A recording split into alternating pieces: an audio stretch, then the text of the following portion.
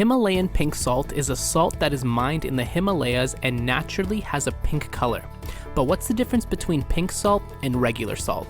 Salt is made of sodium chloride, and as we know contains sodium, which our body needs. It goes through a refinery process to get rid of any other minerals except sodium chloride. They then have additives added to them to preserve the qualities of the salt. However, too much sodium can lead to complications like high blood pressure. For this reason, more and more people are switching to pink salt. Pink Himalayan salt also is made up of sodium chloride. However, it contains trace minerals that are not found in regular salt. In fact, there's approximately over 80 different minerals in it. This includes things like calcium, iron, and potassium. However, they are in small quantities, which usually doesn't impact the body overall as much.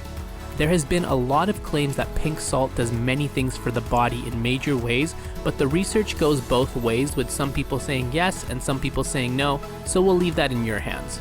However, in conclusion, if you would like to avoid any additives in regular salt, we recommend you switch to pink salt, but don't expect any major changes. Of course, pink salt is more expensive than regular salt, so keep that in mind as well. If you like the video, give it a thumbs up and comment down below your favorite part, and we'll make sure to respond. Make sure you subscribe and turn on notifications so you don't miss more videos of healthy eating tips, nutrition facts, and much more.